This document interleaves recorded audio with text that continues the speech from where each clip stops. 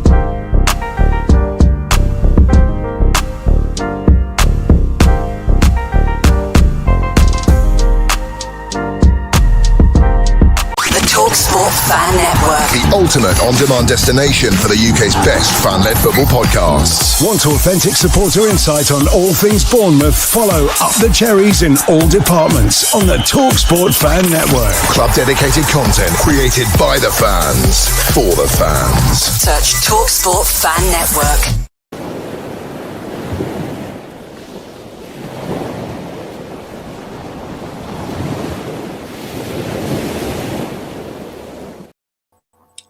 Well, good morning, Cherries fans. Welcome back to Up the Cherries in all departments. It's Friday, it's Cherry AM, and that can only mean one thing, that it's myself and, of course, my co-host, Paul from Oz. Paul, how are you doing? Yeah, real good, Maddie. 14 degrees, sunny, but high winds. We've got 43-kilometre winds tomorrow. It's just that time of the year, August, late August, we get a lot of winds here, which is a bit disruptive, trees coming down, etc. But all good, mate, looking good over here. Yeah, we've had thunderstorms throughout the night. Have you? Yeah, and it's very, very wet outside at the minute. It's not raining now where I am, but yeah, it's very, very wet outside. So yeah, looking a little bit autumn-y today. And those nights and those mornings are starting to get a little bit darker. You know, autumn and winter is on its way now. But we've got plenty of things to discuss this morning. We'll obviously be touching on the Tottenham game this weekend. There's a couple of other bits and pieces as well that myself and Paul will discuss. We'll come to the chat just in a second. But guys, don't forget, if you haven't checked it out already, this week's Dean Court Social is out, where myself and Craig preview the game tomorrow against Spurs. And straight after this show at 9 a.m. will be this week's Cherry Picking, where myself, Craig and Malcolm discuss several topics, including the Carabao Cup from Tuesday night. So, yeah, do check those two out after this if you haven't done so already. But let's jump into the comments. I think there's quite a few in there already. And let's start from the very, very top. And of course, there wouldn't be anybody else that would be first in the comments than Mr. Malcolm Shiverton. Malcolm, how are you doing this morning? Hope you're well. Good morning, Matt, Paul, and everyone in the chat. Hope you all have a great weekend. Yeah, we're nearly there, aren't we? Nearly through another week. And now we've got the weekend to enjoy. And another friend of ours who's always in the chat, David DaCosta. Good morning, Matt and Paul and Malcolm. Greetings from down under. Hope you're well, David. And stay tuned because we will be hearing a little bit more from David a little bit later on. Malcolm, good day, David. Darren Hurst is in the chat. Hi all, Daz. Cherry down under. Yeah, I hope you're well, Darren. Hey, Matt, nobody works over here, mate. They all watch your show, you see, so that's what it is. Yes, it's the we all know. Especially not young Darren. Yeah, we all know Darren's little secrets. Safe for us. Hi, Daz. Chris Hubble, great to see you, buddy, as always. Hope you're well. Morning, everyone. Morning, Chris. Hope all is good with you. Darren, hi, Malcolm, Chris, David. Yeah, everyone's saying hello and morning to everybody. It's really, really good. So, David DaCosta, seems to be a lot of cherries living down under, spreading the word. Yeah, absolutely, David. Myself and actually, Paul, we were just talking about that when we just before how many cherries from down under sort of join us as well. Yeah, it's great to see. More the merrier. That's good. Absolutely. Chris saying hi to Darren. Liam, hope you're well, buddy. Always good to see you in the chat. And then everyone's just saying hi to everybody. It's lovely there to see. Dan Short, hope you're well. Always good to see you. Morning, Matt and Paul. What's your team predictions for tomorrow? Well, to find out my team prediction, Dan, you'll have to tune into the Dean Court social. But we will get Paul's a little bit later on, so do stay tuned. Darren, got phone and chat in one hand and moving some pallets of gear out the way for a floor survey tomorrow. So basically looking busy. I like that. And Vanessa, thank you for joining us. Vanessa, Carol, Dave, and Julie. Yeah, hi.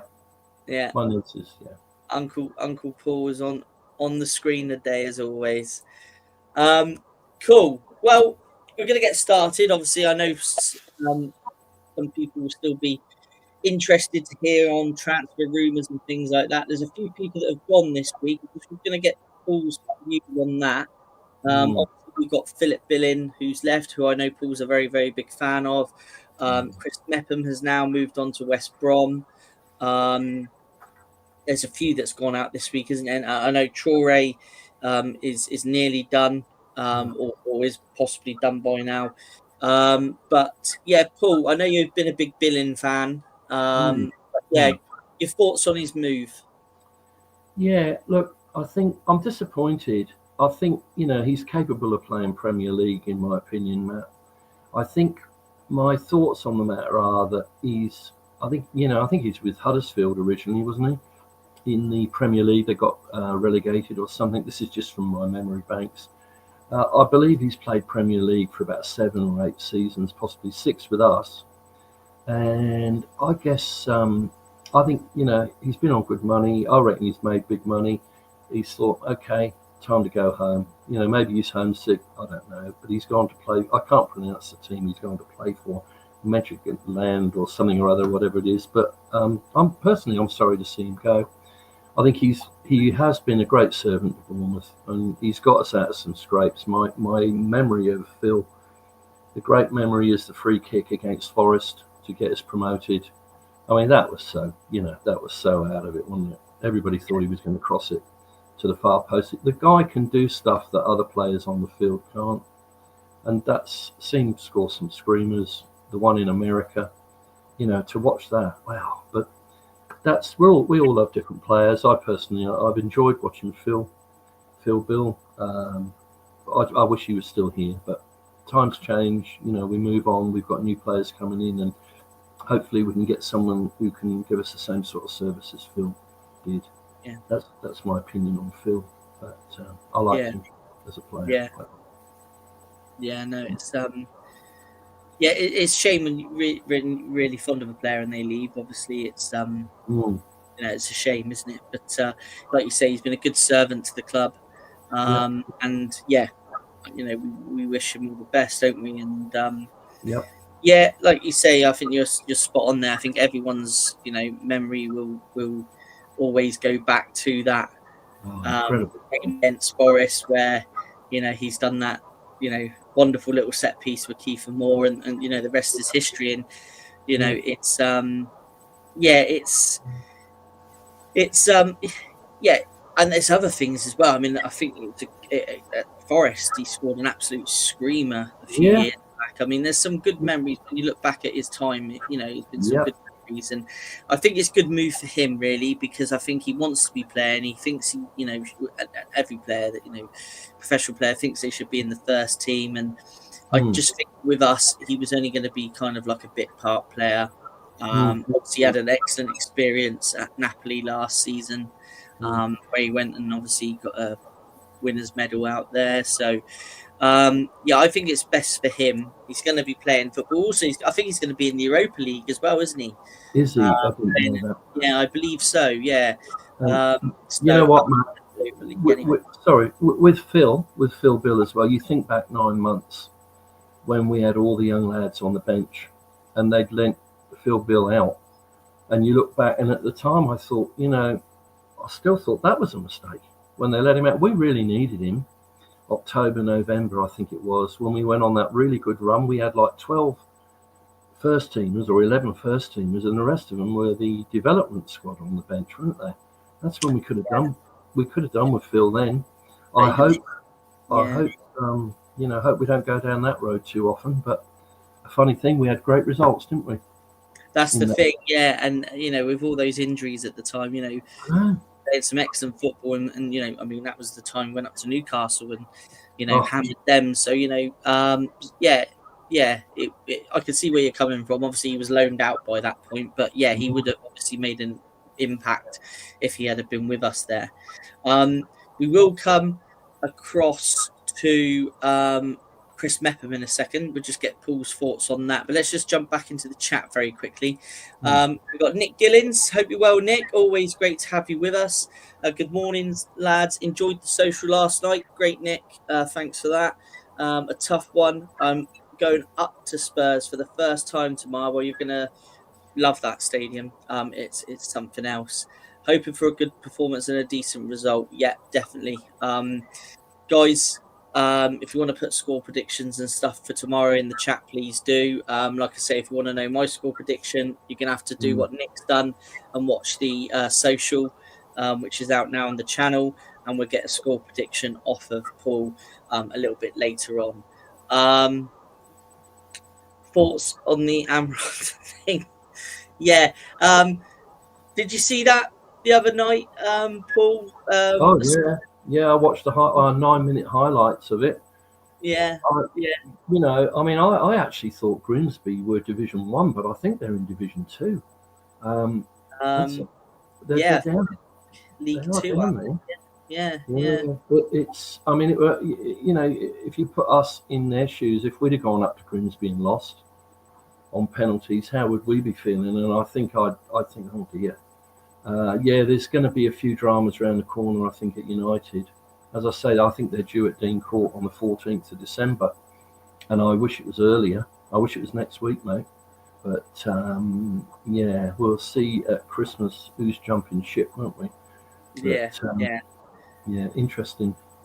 Thoughts on the Amron thing? I think, is that the memes that are going around, Dan, where he sat on the bench with his little board and he's mapping out. But there's a few. I think Malcolm sent a couple. But there's some funny memes going around of Amron sat on the bench there. Is he going to be Manchester United manager for much longer? Who knows? But let's get back onto the Bournemouth stuff. Craig's in the house. Morning, everyone. If you like husky voices, thanks to this horrid cold, tune in to Dean Court Social and Cherry Picking. It's more David Hasselhoff or David Williams. You decide. Yeah, Craig, I know which one of those two I'm going with. I'll let you know in the message later on. Dan, Shaw, Hill and Toure possibly going. Yeah, we'll touch on Toure. I know there's rumours with Hill. I think now with Mepham out the door, unless we bring in another 2 centre-backs, I can't really see Hill going, but who knows? It's a funny transfer window. Julie Watkins, good morning to you. Hi, Julie. And Nick is back with another comment, which is, yes, we got Phil Bill from Huddersfield, which we did when they went down. He was really good for us. Good luck to him. Yeah. And I remember, and I don't know whether, if you're still watching, Nick, whether you remember this, Huddersfield come to Dean Court. I think it was like a Tuesday evening game, I think. The season, obviously, when they went down. And Phil Bill was playing, obviously, in their midfield. And he absolutely ran their midfield in that game. He was absolutely awesome. And then I think they took him off in like the 60th minute. Yeah, and that's when I first noticed him, and he caught my eye, and I thought, wow, he's looking quality for them tonight. And then they went and took him off, but yeah. And Matt, it also, we forget he was a Dutch international, and you don't get in the Dutch team if you're no good, because there's a lot of competition in that Dutch team. Danish. I'm sorry, you're right. I was just testing you there, Matt. Sorry about it. It's still early. Oh no, Yeah, it's not. You're right.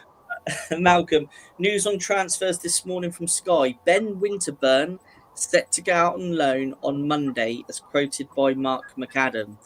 Okay, that's an interesting one. I haven't seen that yet, Malcolm, so thanks for popping that in the chat. I think that would not necessarily be such a bad thing for Ben. I think he's at that stage where he needs to get some first-team football under his belt. It's great that he's being involved in match day squads and getting the odd appearance off the bench and things like that. And I know he was, involved last year when we had the injuries and stuff like that. But I think for his development, definitely a loan move will probably be good for him. So if it's quoted by Mark McAdam, there must obviously be some truth in it. Let's see if it materializes. So that's one to watch, definitely. Cheers for that, Malcolm. Darren Hurst, more like Pat Butcher than David Hasselhoff.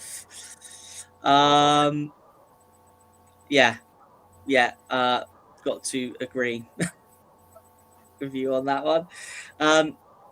Miss Phil Bill, he was a great player for the Cherries. Yeah, Chris, obviously you're echoing the thoughts of Paul here. He was definitely a great player for us, and we'll all have very fond memories of him. But like Paul says, football moves on, and he's gone to his new club now, and let's hope he has a great time there. And we obviously all wish him the best. So I'm a Cherries fan from Malaysia. I'm sure our team will win the match with Spurs later. Come on, Cherries. Yeah, absolutely. And thank you for joining us. Great to have you in the chat. It's not Adley's brother, is it? Nur Adley there. Oh, who knows? Who knows? Yeah. And Nick, I listened to the game, Matt, but can't remember much about it, to be honest. Yeah, it's funny, isn't it? Sometimes when you look back at games and stuff, there's certain things you can remember from games from years and years and years ago, and then a game that's happened recently. Sometimes I can't remember what's happened. So and no worries, Nick. No worries. But yeah, let's just touch on Meps quickly. So obviously Chris Mepham has moved on to West Brom. What's your thoughts on that move, Paul? Do you know what? I seem to remember people saying throughout seasons with Chris Mepham, he never let us down. We know the big mistake at Brentford where he got caught and he turned around and pulled the player to the ground and got sent off. We all remember that one, but it's a shame we have to remember that in a way, because he put in some good stuff. He was pretty solid. And don't forget, he's still a back four Welsh international. So, that, and I think he's going for £1 million. I saw £1 million for him. Yeah, that's what I've seen. Yeah, plus I've seen £1 million, and I think it's 500,000 in add-ons if West Brom get promoted. That's what I've read, but whether that's true or not, I don't know. And I think they've done that on purpose. They've done that before with players that have been good servants to Bournemouth. They let them move on to their clubs with the minimum of fuss, and they just get a nominal fee like that, because that's a good buy. Yes, he's 27. I think he's 27, but it's a good buy. It's like Kiefer Moore. I think he went for £2 million. He's still scoring goals everywhere he goes. But they could pick up something.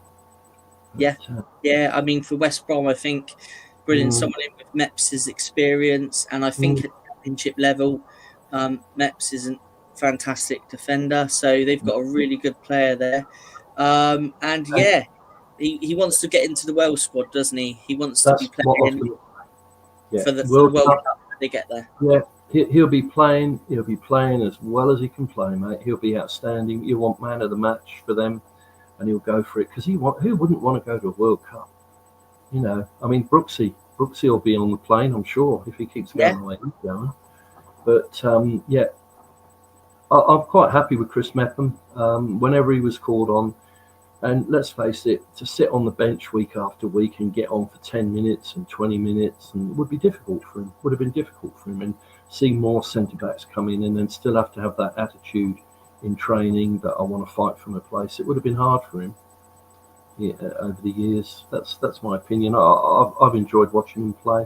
He didn't worry me when he came in the back four. I think I remember one time, I think Nathan Ake got injured, and he came in and stood in, and he was fine. Yeah, just did the job.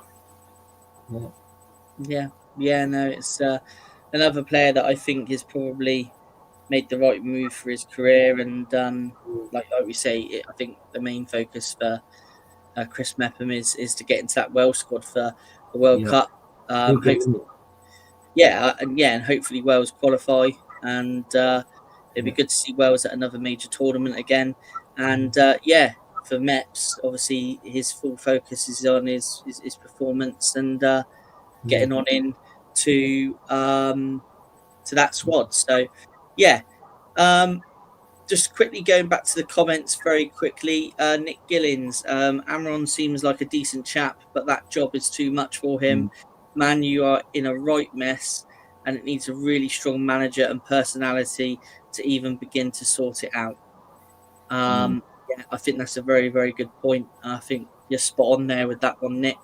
But I'm sure if anybody saw the Grimsby game the other night, what a credit Grimsby were to themselves. I mean, that first half, that first sort of 20 minutes, I thought was unbelievable. It did make you question who was the Premier League side, but and their crowd, Matt, their crowd got right behind them, like they do at Dean Court. Their crowd really got behind them, and they scored good goals, didn't they? Yeah, Grimsby scored some good goals. Their goals were good goals. They weren't flukes. No.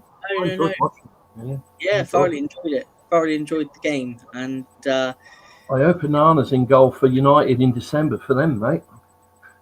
That's if I think they've got some movement on the goalkeeper front, Man United. I believe, but who knows?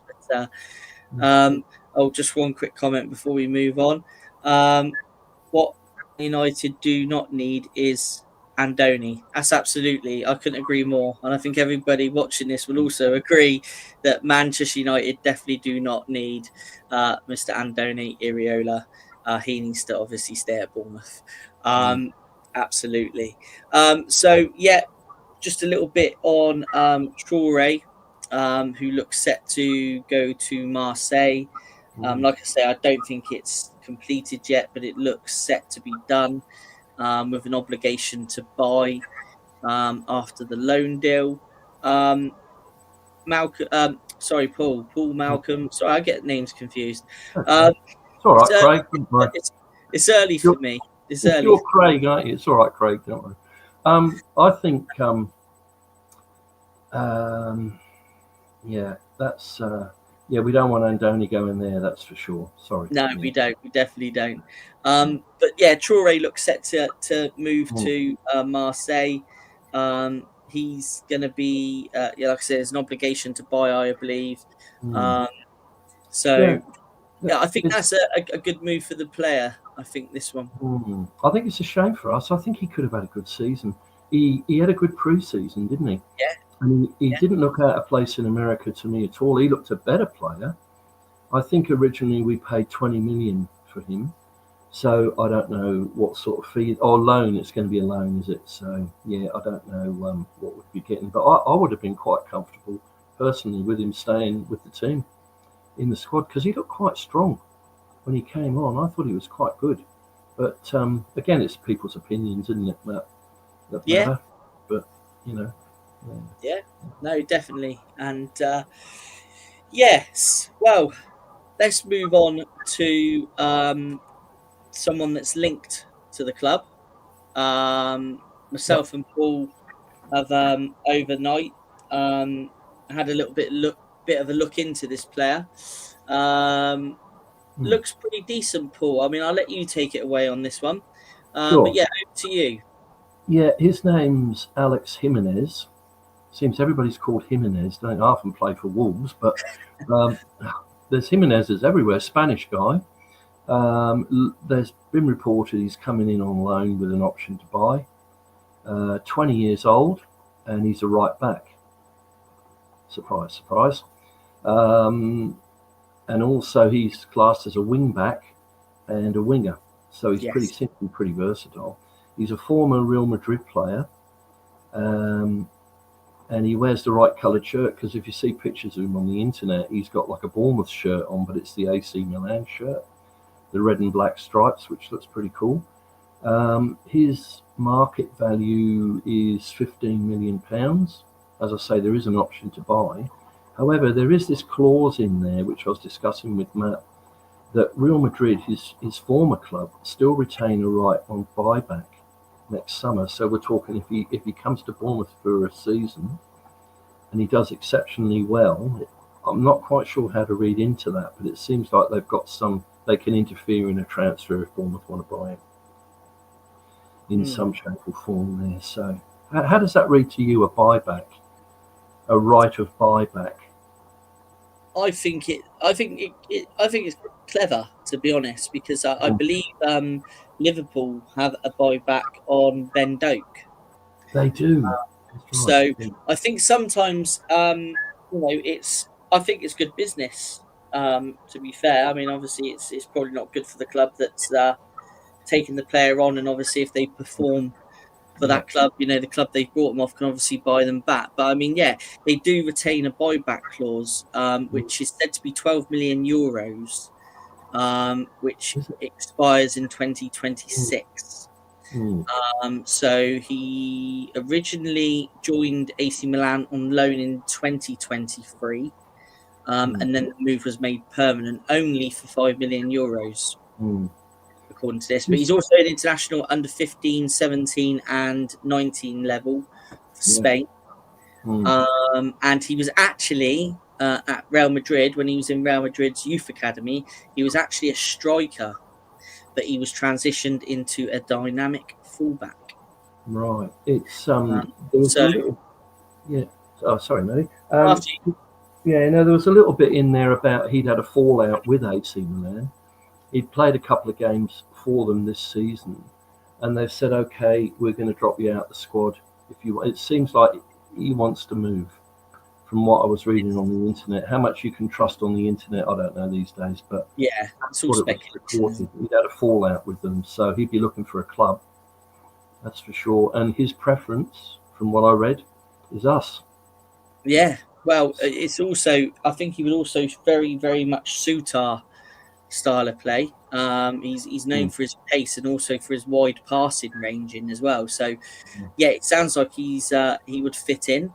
And also he's a little, he's also dynamic as well. So he can play full back, he can play wing back, he can play as a winger. So obviously he gives you several options. The clubs that are said to be interested in him are Roma and Bournemouth, but Napoli have reportedly offered €25 million at some point for him, but Milan turned it down, apparently. £25 million? €25 million, that's what it said when I researched it. But so sounds like an exciting signing potentially. And again, a player that, young Spanish player that's probably got a lot of potential. And like you say, if he comes to Bournemouth and plays in the Premier League, then I'm sure Real Madrid may come knocking to exercise their right to take him back. But is it because I've read in some features that it's talked of a loan deal.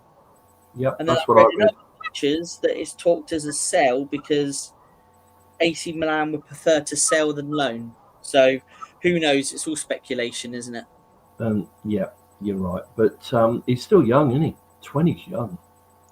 Yeah. I mean, look at Dino when Dino come in. Very, very young, but an excellent player. And maybe this could be something similar. Kirkes, young player come in and developed, and obviously he's got his move. So I'm sure the player might be preferring Bournemouth because of how we've developed players recently, and obviously the Premier League is a massive pool. But obviously Bournemouth has developed players well as well, so it could be a case of the players looking at it and thinking, play good football, develop good players. Sounds like the right move. But let's keep an eye on how that one develops. Be interesting to see between now and when the window closes on Monday, if there is any truth in that one and it develops. But to be fair, if there is any truth in it, I think he's a player that would probably excite me. So we're going to. Sorry, I know. Just to finish on him, Matt. Sorry to interrupt you. Yeah. While I was thinking of it, it's like the Spanish connection with Andoni. They seem to know this market, don't they? Bournemouth, they're learning the market of the Spanish leagues and stuff because, again, Andoni's Spanish. This guy's Spanish, so he's obviously got some knowledge of him, and they would have asked Andoni's opinion on him. And if he said he's a player he wants, there you go. Yeah, he must know something about the guy because Andoni must have a lot of contacts in Spain. He must have a lot of people he can pick the phone up to and say, "What do you know about this guy?" I know he said he doesn't get involved in it too much, but he'd have a say in it for sure. Yeah. Sorry to interrupt you, mate. No, definitely. Yeah. We're just going to jump quickly back into the comments, and then we are going to look at the Spurs game. So, guys in the chat, if you want to chuck any score predictions in, please do. Any predicted team lineups, if you want to chuck them in, please do. We'll discuss a little bit about this before we end the show.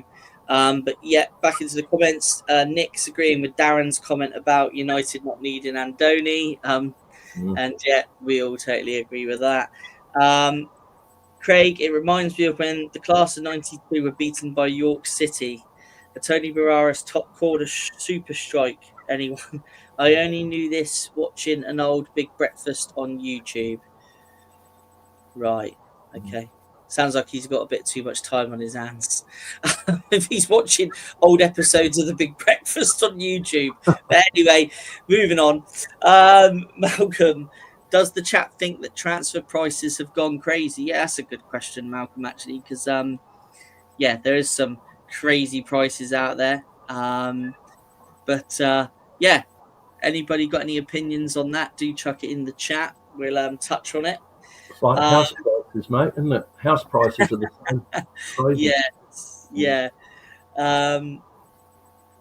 They have done for the past 10 years. They have done for the past 10 years, Malcolm. I think they will decrease eventually, or football is destined for a bit of a financial crash.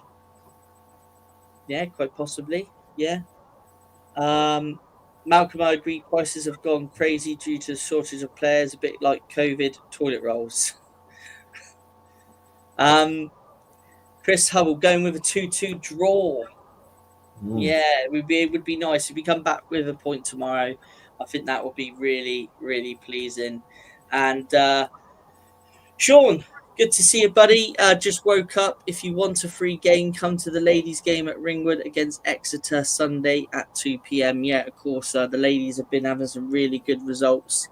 I think they won last week as well, didn't they? So, yeah, they're having a really good start to this new campaign. So, yeah, fingers crossed that they can get another win against Exeter on Sunday. It'll be excellent if they can. And then we can really kick on for the rest of the season. And, it's just fantastic to see the ladies do well, though, isn't it, Paul? They were fantastic for the previous 2 seasons. Obviously, we're unlucky that they were picked to going up the season before last. But last year, they had an excellent season again. And I think they're adjusting well to this new league. So it's really good to see, isn't it? It's like it seems like the whole club's going in the right direction, and that we're all doing better than ever. You think back 20 years to Bournemouth, 30 years to Bournemouth, we were nowhere. We were floundering. I don't even know when the ladies team first started. I wouldn't have a clue what year it started. Perhaps Sean might be able to enlighten us on that. But don't know when they suddenly appeared, because they're getting a lot of publicity at the moment around, and deservedly so. Deservedly so. Absolutely, totally agree. Yeah. Nick's going with a 2-2 tomorrow. Excellent. Yeah, I do hope so. And Darren, I'm predicting a 3-2 Cherries win, as I feel after Tuesday's game, the boys will be out to set the record straight from mistakes made. Yeah, obviously a very, very disappointing performance on Tuesday night. And like I said in the Dean Court social, it's going to be a totally different approach to this one tomorrow. So. Could I jump in with one small thing there about Tuesday night's game? Yeah, if you would, before we touch on the Spurs, please do. Just before we go to Spurs, I was a bit concerned when I heard this, that someone had seen hanging around for autographs or something in the car park, and Anton Semenyo came out. He couldn't walk properly, and he had to get somebody to go to the car park and bring his car over. Now, I don't know whether that's someone having a laugh or not, but normally an injury like that would be it's a muscular thing. I would say if he was having trouble walking, I mean, he's that strong a guy, he certainly wouldn't have any bother walking. I don't know if anybody who saw the game saw him get involved in anything a bit nasty, but they said that he couldn't get to the car to get his car. Sorry, couldn't get to the car to get into the car. So I don't know whether that's true or not, but that's what I heard, which is a bit of a concern for Saturday. Yeah. If anybody's heard about that, it'd be interesting to put that in the comments. But yeah, we don't want him out, do we? If we can help it. But definitely don't want him. Don't want him out. Definitely not. So let's move on to the Spurs game. So there's someone that watches on the channel every day. Always is in the comments. Who's a big Cherries fan, but has also followed Spurs all his life. And that is Mr. David DaCosta. Everyone will see him in the chat. He's always popping comments in. Was even watching us when he was on holiday, when he was cruising around Japan, I think it was, wasn't it? If I remember rightly. So you're still joining us every day. And he's got some very good points, actually, about Spurs, which he's given some notes to Paul, which Paul's going to go through. So a big thank you to David for your input on today's show. It's much appreciated, and thank you for all your support. And I'm now going to hand you over to Malcolm, who's going to run you through what David's told us. Thanks, mate. Look, there's 6 points, and I know Dave. I've known him all my life, and he is a true Bournemouth supporter, and at the same time, he's a true Spurs supporter. So, as he said, he can't lose in this game, which is a bit crazy, because he'll be delighted whoever wins, I think. But first of all, he touched on Thomas Frank, one of my favourites, I don't think. But I have to be honest, Thomas Frank, and respect to him, he's a thinking manager. Dave says that his team selection depends on which team he's playing. He's very organised and very tactfully aware. I think we've seen that with Brentford, a lot of that stuff. So he's no mug. Dave's also given me a possible lineup for Spurs, so I'll go through it just briefly. He believes that Vicario will start in goal. Dave's opinion on him is it depends which Vicario turns up. He can be a bit dodgy, and he's not good on crosses. So I'm sure Andoni would have checked that out with the goalkeeper there. So if they bang a few crosses in, we might see a bit of that on Saturday. Fingers crossed we got the dodgy one then. yeah, definitely. I mean, keepers are noticed with their mistakes because they're the last man, aren't they? It stands out among all. But possible back four. This is Dave's opinion. As I say, a lifelong Spurs supporter. Pedro Porro looks like right back. Romero, Van der Ven, and Jed Spence at left back. That's the back four. Midfielders, Paulina, Sarr, I think he scored last week, and Bentancur in midfield. And up front, the front three, this will surprise a few. Kudas, Richarlison, and Johnson. So why I say that will surprise a few is there's no Dom there in the starting lineup, according to Dave. I'll go into that in a minute, but they seem to be a real solid team. They play for each other, but Dave seems to think their weak spot this is interesting. Their weak spot is Pedro Porro. He's the weak link at right back. He's good going forward, but slow to get back. And I mean, if we've got Semenyo fit and running at him, he's going to have his hands full, I can tell you. Kudus is the danger man, apparently, and I think Craig may have mentioned that earlier in yesterday's show about Kudus being the danger man. Whoever he's playing against will be in for a difficult game. He's Spurs playmaker, Kudus, although most of the goals do seem to come through midfield. Dave also thinks that Thomas Franks will bring Solanke on, or either Odegaard or Tell on the hour. So he seems to do what Andoni does on the hour. But I think Andoni's a bit smart, because I think he waits for the other team. Well, you watch, he'll wait for the other team to make the substitutions on the hour, and then he makes his substitutions rather than the other way around. So some interesting points there. I think Richarlison at the moment does seem to have the shirt over Dominic Solanke, but he does have a habit of getting injured, Richarlison, so we'll see where that goes. And Dave's prediction is a Spurs victory 3-1. So make of that what you will, guys. That's from somebody who knows Spurs inside out. So Kudus seems to be the man to watch. And the weak link seems to be Pedro Porro. So we'll see what happens there. So thank you, Dave, for that. I know that you did a lot of work for that. Appreciate it. Yeah, no, definitely appreciate the input there, David. So no, thank you very much. Much appreciated. But yeah, did David give us a score prediction? Yeah, 3-1 Spurs. 3-1, he did he? Right, okay. And as I say, he does know his stuff because he watches them every week. He knows his stuff on Spurs, which is good for the channel just to get a bit of a grasp on it. So it's great. Thanks, Dave. That's good. Yeah. Good stuff. No, thank you, David, and thanks for all your support each morning with tuning into the show. So yeah, much appreciated. Let's just get a score prediction from yourself then, Paul. Your score prediction and the reasons why. Thanks, Matt.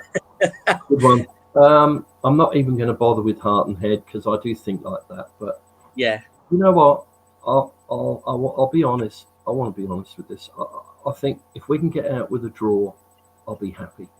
But a score draw, any draw, I'll be happy. I think it's a massive stadium. I think it's 60,000. There's a partisan crowd. You know, Bournemouth are going to be up against it. We're trying to settle a new back four in, and it's just going to be hard work. And if we get a victory, I'll be over the moon. But I'm going for a draw, mate, of any description. And I'll be more than happy if we get a draw. That's my opinion. So. Absolutely. No, absolutely. I couldn't agree with you more. Before we just wrap up the show, obviously, myself and Paul gone through quite a few points this morning.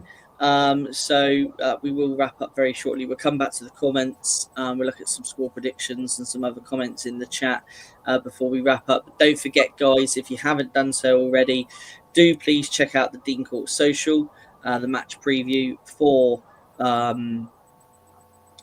obviously the Spurs game, which myself and Craig give you our opinions and our score predictions and our predicted team lineup and things like that. So do please check that out straight after this show if you haven't done so already. And of course, Cherry Picking will go live on the channel at 9 a.m. It's not a live show, but it goes live on the channel at 9 a.m. So do tune into that. And we do cover and give opinions on the players that are leaving, potential striker that might be coming in, and we also look back at the Carbarero Cup and whether we've missed a trick. So do check that out straight after the show. So we'll jump back into the comments. Paul, so did you want to say something? Yeah, just very briefly, just a couple of things that come to mind. Don't forget to hit the like and subscribe. Yes, absolutely. On there, and also, I've gone blank now. I've forgotten what it was, but it was important as well. It's a shame. The for people in Australia, I know in Germany as well, Malcolm, you were struggling to watch the League Cup game against Brentford. I found out in Australia it's actually on beIN Sports. It's called beIN Sports. Darren would have heard of it, but it is a subscription channel. It's $15 a month. But Bournemouth's game was available on beIN Sports. So if people were saying, well, I haven't seen it. Malcolm said he hadn't seen it. I don't know whether Malcolm can get beIN Sports. It's worldwide. So he possibly could have got that. But again, it's a subscription. I think you can duck in and out of that channel at will. So you can subscribe, but you can get out of it at any time. So it would have cost $15, about £7 to watch that game. I was saying that for Darren and whoever else is in Oz, if they ever next season in the League Cup. So thanks.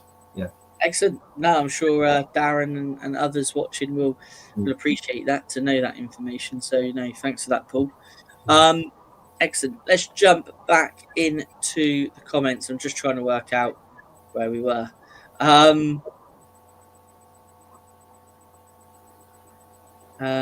Yes, here we are. I heard the same, Paul, apparently back issue. That's obviously on Semenyo with the car, what you were saying back the other night. So back issue. Ooh, is that painkiller?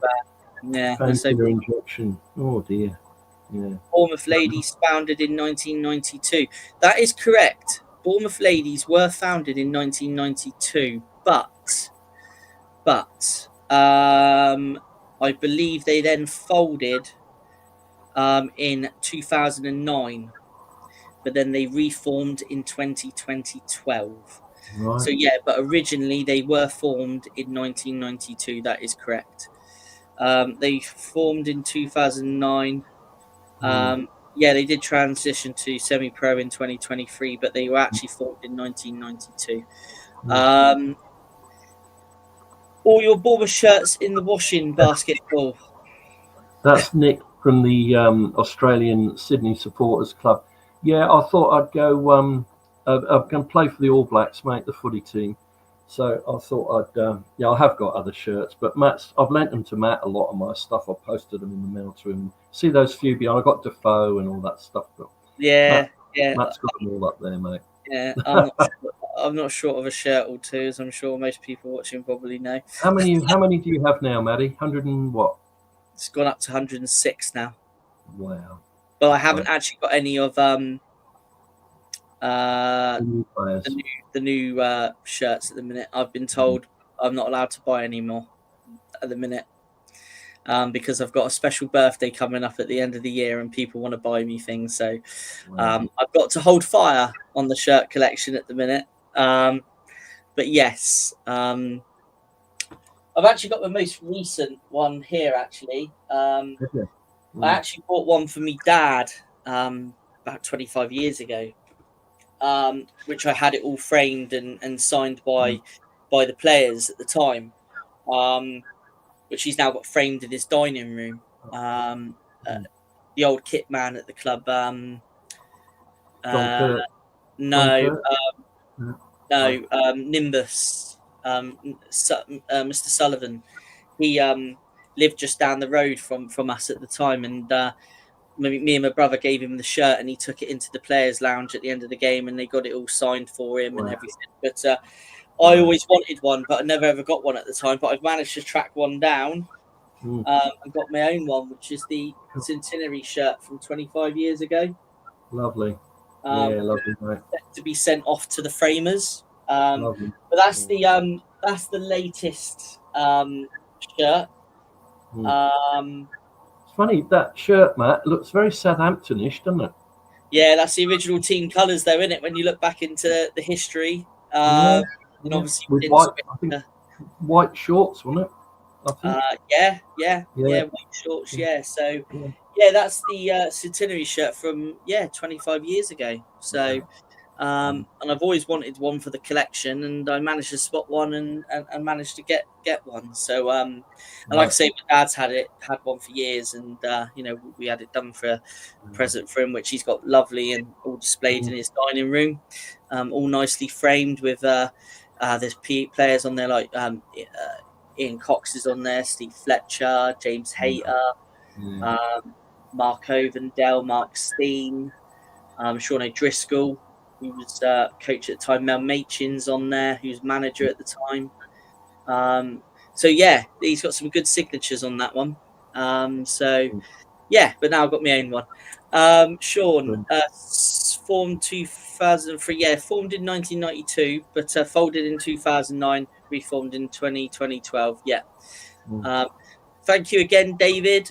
Much appreciated for your input today. Thank you very much. 1-1. Yeah, would love that one. Would love that one.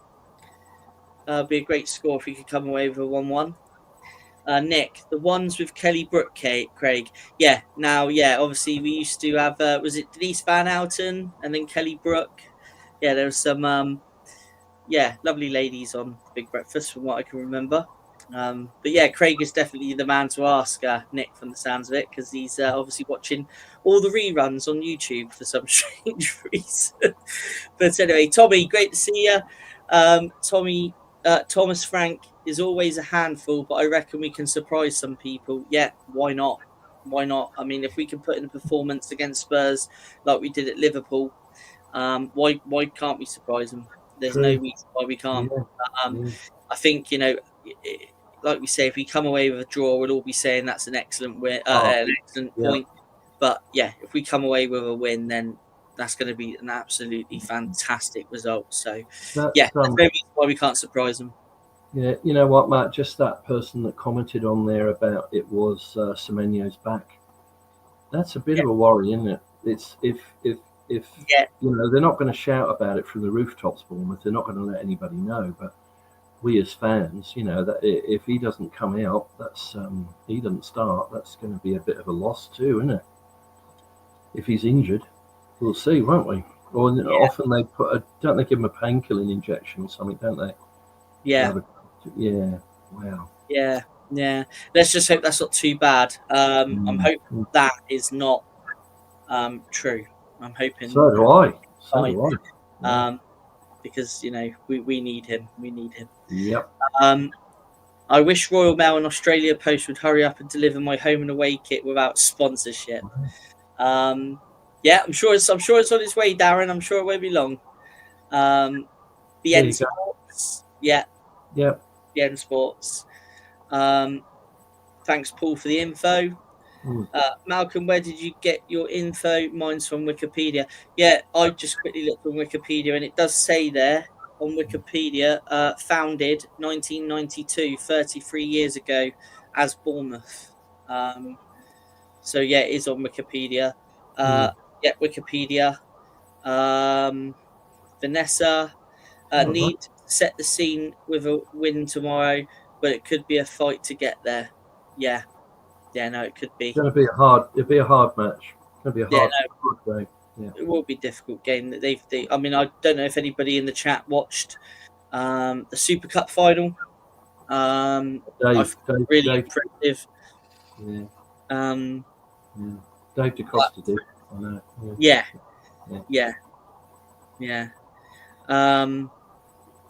But yeah, it's gonna be a difficult one.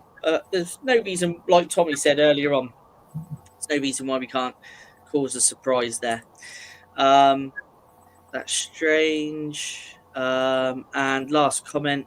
Yeah, you're right about 1992, but it also sounds like it's a bit more complicated. Definitely need to look into this more. Okay, so we are going to wrap up for today and for this week. Obviously, thank you to everybody that's joined the other shows throughout the week and for your continued support with Cherry AM. We love everything, all the interaction in the chat. Next week, myself and Paul will be back next Friday. So you'll see us both then.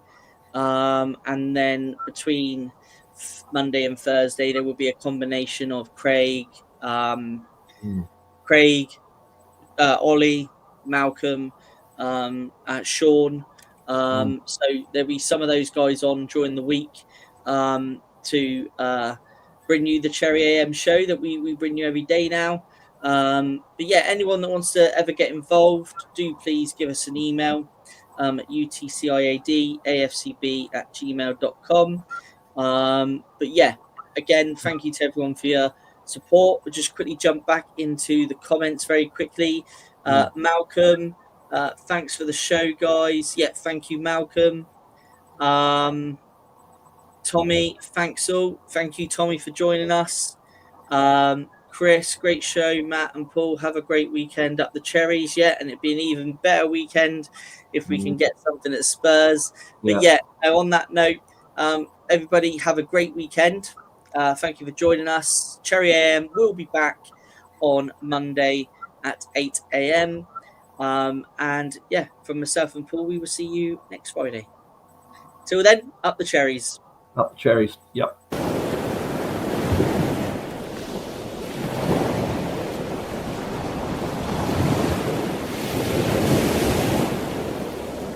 TalkSport Fan Network. The ultimate on-demand destination for the UK's best fan-led football podcasts. Want authentic supporter insight on all things Bournemouth? Follow Up the Cherries in all departments on the TalkSport Fan Network. Club-dedicated content created by the fans, for the fans. Search TalkSport Fan Network.